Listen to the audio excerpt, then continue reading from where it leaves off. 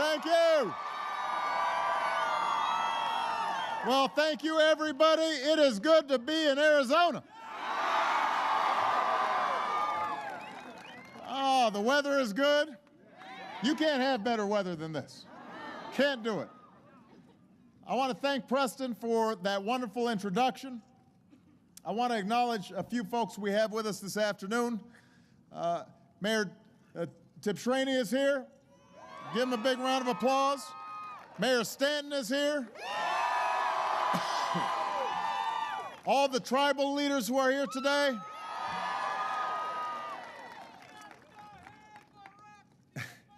Mi hermano, mucho gusto. Let me say how happy I was to see one particular Arizonan last night, Gabby Giffords.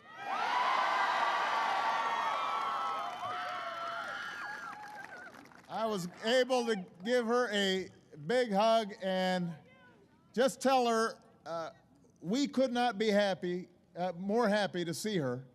I mean, she just looked gorgeous last night. And she's been an inspiration. Her husband, Mark, has been just a great friend and a great public servant and a hero to so many of us. And Michelle and I are going to be thinking of her as she continues her recovery here in Arizona. And she loves this state, and she loves all of you. So it was wonderful to see her.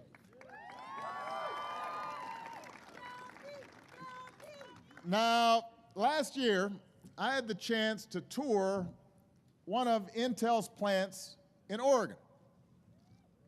And basically, the engineers explained what happens inside these factories. And I pretended that I understood what they were talking about. No, it's true.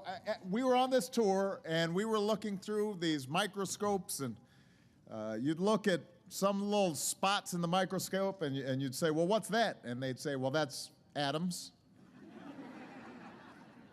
Really? And it was so remarkable that my trip director was with me. He said, this stuff's like magic. How do they do this?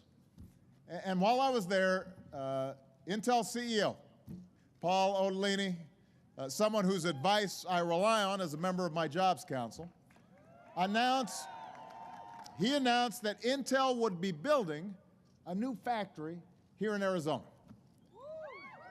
A factory which will turn out some of the fastest and most powerful computer chips on Earth. A factory so big, I'm told, that right there is the world's largest land-based crane. Can pull up to, 4,000 tons? Is that right, Preston? 4,000. So, not only that, but Paul informs me that the microscopes that they're going to have here will be twice as good as the ones they had up in Oregon. So I decided I had to check this out for myself. Because honestly, first of all, who wants to miss out a chance to see the crane? That thing is huge. But there's a more important reason that I'm here.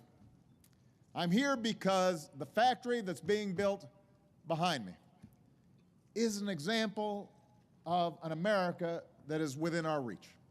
An America that attracts the next generation of good manufacturing jobs. An America where we build stuff and make stuff and sell stuff all over the world.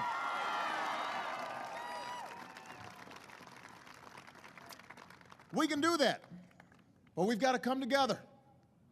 We've got to come together and restore the basic American promise that if you work hard, you can do well enough to raise a family and own a home, send your kids to college, put a little away for retirement, maybe come down to Arizona, where the weather's like this all the time.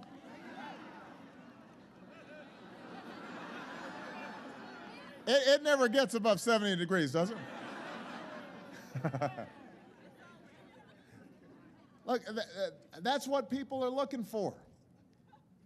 You know, they don't expect anybody to give them anything, but they want to be able to earn and deserve security, the ability to take care of their families, dignity in their retirement. That's what Americans are looking for. That's what they deserve.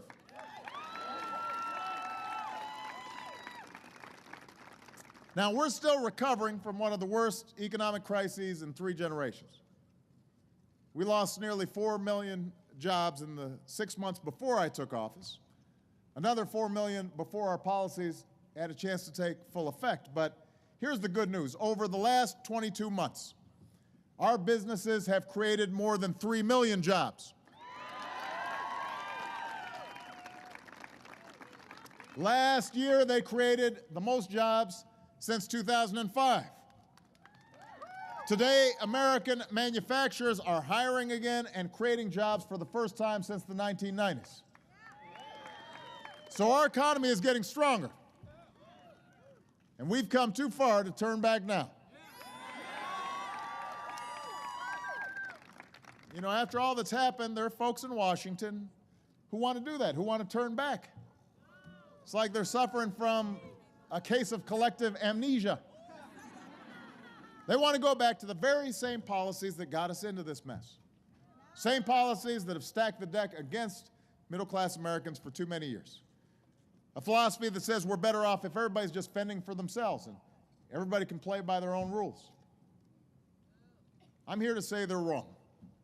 I don't accept the notion that there's nothing we can do to meet our nation's greatest challenges. There are all kinds of steps we can take. We can't go back to an economy that's weakened by outsourcing and bad debt and phony financial profits. And last night at the State of the Union, I laid out a vision of how we move forward. Laid out a blueprint for an economy built to last.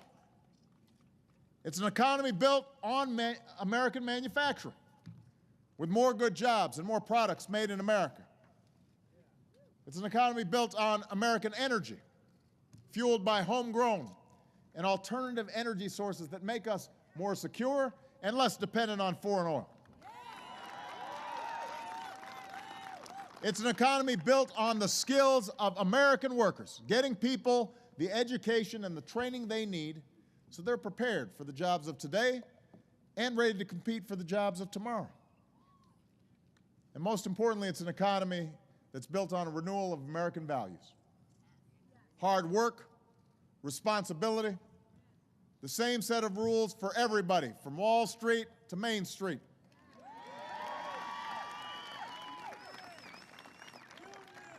That has to be our future. That's how we restore the basic American promise. And it starts with manufacturing. Both old industries, but also new industries, like Intel. Look at what's happened in the auto industry. On the day I took office, it was on the verge of collapse. Some people said we should let it die. But we had 1 million jobs at stake, and I refused to let that happen.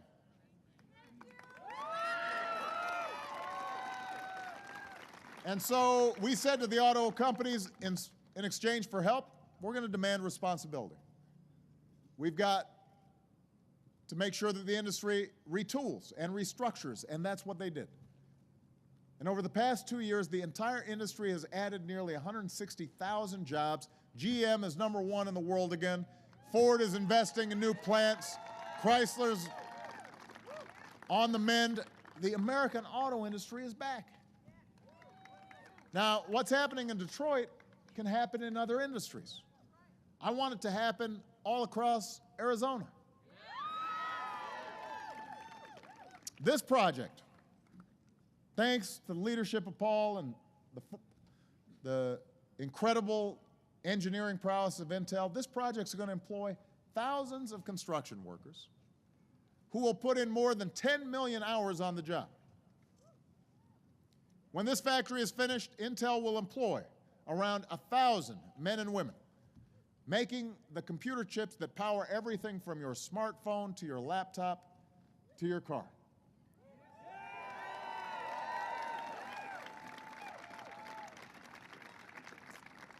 As an American, I'm proud of companies like Intel who create jobs here.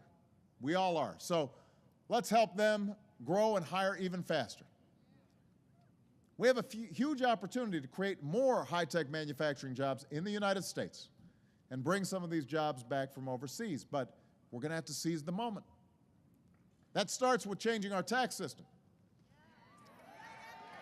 Right now, companies get all kinds of tax breaks when they move jobs and profits overseas, but when a company chooses to stay in America, it gets hit with one of the highest tax rates in the world. That doesn't make sense. We've been talking about changing it for years. Republicans and Democrats have said that doesn't make sense. Well, let's get it done. Let's stop rewarding businesses that ship jobs overseas. Let's reward companies like Intel that are investing and creating jobs right here in the United States of America.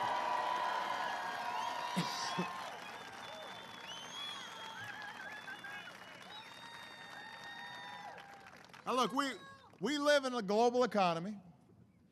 If a company wants to do business overseas, of course it's their right. But we shouldn't subsidize it. What we should do are subsidize and help and give tax breaks to companies that are investing here, that bring jobs back from overseas. High-tech manufacturers like Intel.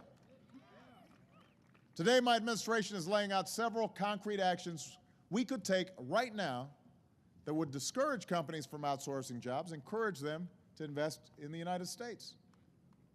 Congress needs to send me this tax reform.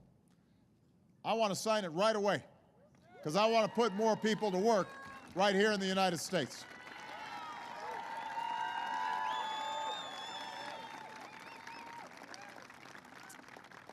Now, while we're at it, we need to make it easier for American businesses to sell our products all over the world. 2 years ago, I set a goal of doubling U.S. exports within 5 years, which will create good new manufacturing jobs, and we are on track to meet that goal. And soon, thanks to the new trade agreements that I've signed, there are going to be new cars on the streets of other countries that are imported from Detroit and Toledo and Chicago.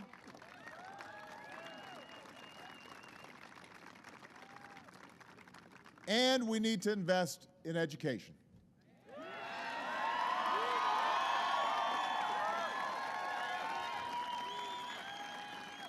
We want tomorrow's workers. We want Arizona's workers to have the skills they need for the jobs like the ones that will be opening up here. And I have to tell you, I've been to these plants at Intel. You know, young people, you better have done some math before you get in here.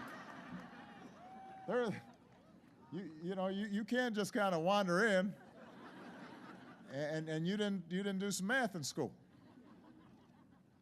And I want to thank Intel for leading the way because they're investing in startups, they're supporting science and math education, they're helping to train new engineers. Paul is chairing a project that we initiated through the Jobs Council. We're looking to get thousands more engineers all across America. And for the young people who are out there who are thinking about a profession, think about engineering. We can use more engineers all across America.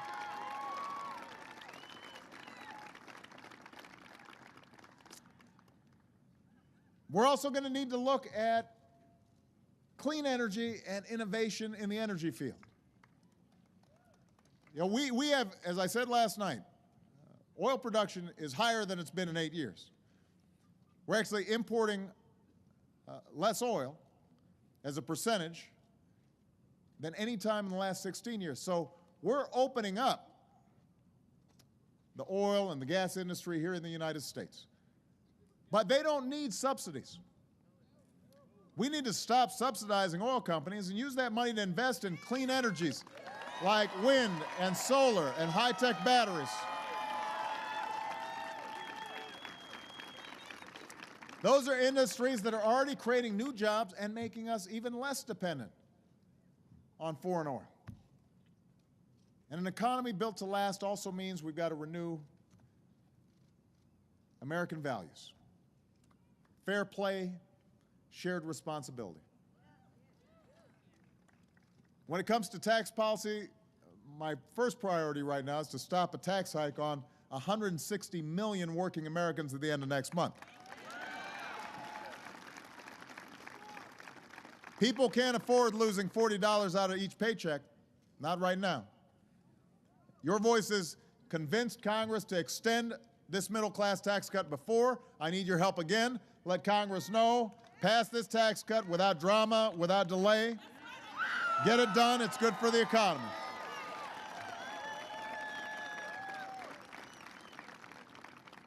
But in the longer run, we're going to have to both invest in our future, invest in education so we're producing more engineers, invest in clean energy, invest in our infrastructure, and we have to do all this at the same time as we've got to get our fiscal house in order. And that means we've got to make choices.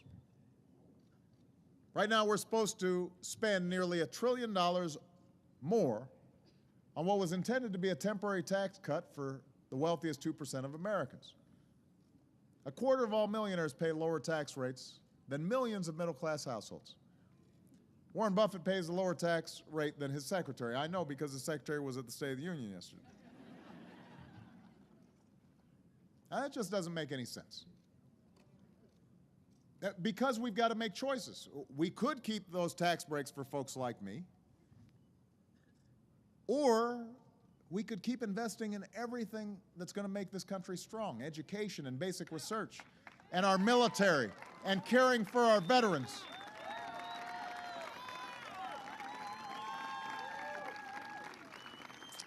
So I've said, let's follow the Buffett rule, named after Warren.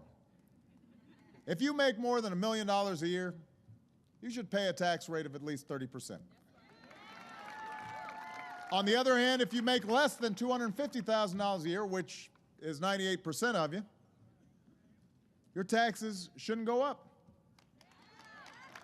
And I just want to make clear, the reason I've proposed this is not because we begrudge financial success in this country. We strive for it. We encourage it. I want everybody here to be rich. Go out there, work, create new businesses, fulfill your dreams. But I think asking a billionaire to pay at least as much as his secretary in taxes is just common sense, especially when we're trying to figure out how to reduce our deficit. And I promise you, look, Warren Buffett will do fine. I will do fine. We don't need more tax breaks. The middle class needs help. They're the ones who've seen wages stall. They're the ones who've seen the cost of everything from groceries to college tuition go up. You're the ones who need a break. Again, we don't begrudge success in America. We encourage it. We aspire to it. When we talk about everybody paying their fair share, it's not because anybody envies the rich. Earlier today, Bill Gates said that he agrees that Americans who can afford it should pay their fair share. I promise you, Bill Gates doesn't envy rich people. He feels pretty comfortable that he's doing okay. It just has to do with basic math. We're going to have to reduce our deficit. And if I get tax breaks that I don't need and the country can't afford, if a Bill Gates or a Warren Buffett get tax breaks that they don't need and can't afford, then one of two things is going to happen. Either it adds to our deficit, or it's going to take away from somebody else, whether it's a senior or a student or a family who's trying to get by. And that's not right. That's not who we are. Each of us is only here because somebody somewhere felt a responsibility to the country, and people felt a responsibility to each other. Because we understood that we're all in this together. Intel's former CEO, the legendary Andy Grove, he said it best. He said, look, I feel an obligation to my shareholders. I run a business They've invested. I've got to make sure they get a good return. That's how the free market works. That's how it's supposed to work. That's what produces the extraordinary wealth of this country. But he also said, and I'm quoting here, there is another obligation I feel personally, given everything I've achieved in my career, and a lot of what Intel has achieved, were made possible by a climate of democracy, an economic climate, and investment climate provided by the United States. So his argument was, his first obligation to his shareholders, but he also has an obligation to this country that provided extraordinary opportunity. And that's something that all of us feel, or something that we should all feel. I think Andy Grove was right. This nation is great because we built it together, because we overcame challenges together. I believe we can do it again.